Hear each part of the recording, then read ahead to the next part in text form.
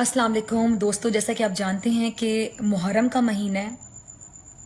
हम ये कहते हैं कि जी अहले तशी इस महीने को बहुत गम से गुजारते हैं, बहुत फील करके गुजारते हैं। मैं अहले सुन्नत हूँ, लेकिन आज मैं एक बात कहना चाहूँगी।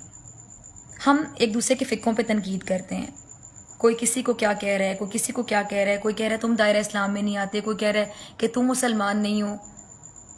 आज मैं एक सवाल पूछना चाहूँगी अपने फ़िक्र के लोगों से भी और उन लोगों से भी जो अहले तशी हैं। बल्कि मैं बात करना चाहूँगी, सिंपल एक राय देना चाहूँगी। जब हम इस बात पे एतकाद रखते हैं कि अल्लाह ताला के लिए नबी पाक से बढ़ के कोई भी नहीं, नबी पाक सल्लल्लाहु अलैहि वसल्लम उनकी आल औलाद से जो मोहब्बत करेगा, अल्लाह भी उससे मोहब्बत करेगा। जो अहले तशी पूरा महीना, सिर्फ ये महीना नहीं, सफ़र का महीना भी तकलीफ से गुजारते हैं, रो कर गुजारते हैं, उनकी मोहब्बत में गुजारते हैं। जो सालों पहले वाक़या हुआ था उसको याद करते हैं, ताज़ा करते हैं। आने वाली नस्लों को पता चलता है कि क्या हुआ था करबला में। आपको नहीं लगता कि उनकी आंखों से जितने आंसू बहते हैं वो उनकी बख्शिश का सामान बनेंगे आखिरत में? क्योंकि नबी पाक और उनकी औलाद के लिए जो आंसू बहाएगा, उन आंसुओं की कीमत अल्लाह ताला कैसे अदा करेगा, ये अल्लाह को पता है। जो नबी पाक की औलाद से मोहब्बत करेगा, साल गुजरने के बाद भी अपनी आने वाली नस्लों को बताएगा कि क्या जुल्म हुआ था। जुल्म की दास्तान रकम हुई थी करबला में। बीबियां जिनके लेवल का हम सोच भी नहीं सकते। जन्नत की शहजादियां होंगी, शहजादियों से भी बड़ा वर्ड होगा। उनके सर से किसी ने दुपट्टा उतरा हुआ कभी नहीं देखा था। करबला के वाक़यात आप याद करें, मुहर्रम में क्या हुआ था जब वो जुलझना आया वापस, और क्या कैफियत थी उस जुलझना की। सजदे में जाके सर कलम कर दिया गया। मतलब आप सोचें कि क्या वाक़यात होंगे। 6, 7, 8 महीने एक मतलब मासूम बच्चा होता है, उसकी प्यास की तलब के सवाल पे उस बच्चे की हलक में खंजर उतार देना। मतलब आप इन वाक़यात को अगर कभी पढ़ें, आपके रोंगटे खड़े हो जाएंगे। जिसके दिल में थोड़ी सी भी मोहब्बत होगी ना नबी पाक सल्लल्लाहु अलैहि वसल्लम के लिए, उनकी आल औलाद के लिए, उसके रोंगटे खड़े हो जाएंगे। और आप इमेजिन करें कि नबी पाक सल्लल्लाहु अलैहि वसल्लम को डे फर्स्ट से पता था कि हज़रत इमाम हुसैन अलैहिस्सलाम की गर्दन कलम की जाएगी। करबला जाएंगे ये पूरा काफिला लेके, वहाँ पे इनको शहीद कर दिया जाएगा। उसके बाद मेरी नस्लों के साथ, इन बच्चियों के साथ क्या सलूक किया जाएगा। इनको कैदी बना के ले जाया जाएगा। फिर मेरी नस्ल में से एक, मेरा खून मेरा बताएगी कि मैं कौन हूँ, नबी पाक मेरे क्या लगते हैं, मैं किस खानदान की औरत हूँ। आप ये वाक़यात अगर याद करें ना, आपके रोंगटे खड़े हो जाएंगे। और इन वाक़यात को जब आप याद करते हैं तो चाहे मैं अहले सुन्नत हूँ, मैं कहती हूँ कि ठीक है, इन वाक़यात को याद करना चाहिए। हर साल हम याद करते हैं, तभी तो हमारी आने वाली नस्लों को पता चलता है कि करबला में क्या हुआ था। वरना हम तो वो लोग हैं जो पिछले 2 दिन पुरानी बात भूल जाते हैं।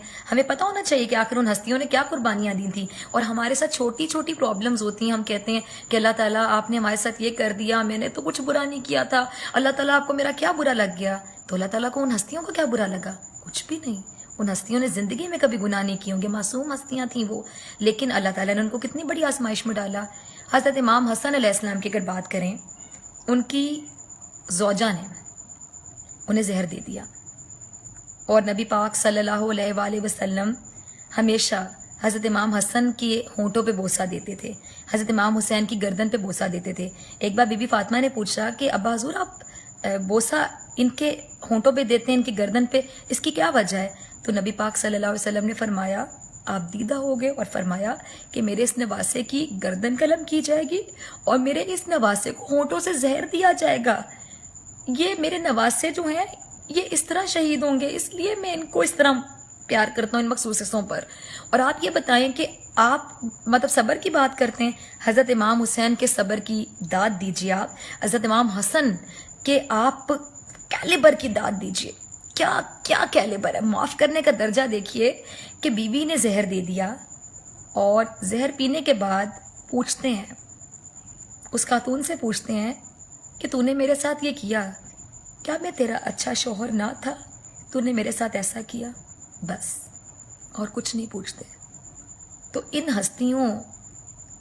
ہستیوں کے لیے اگر ہم روتے ہیں، اگر کوئی روتا ہے، تو آپ ان کے رونے پہ کامنٹ کیسے کر سکتے ہیں؟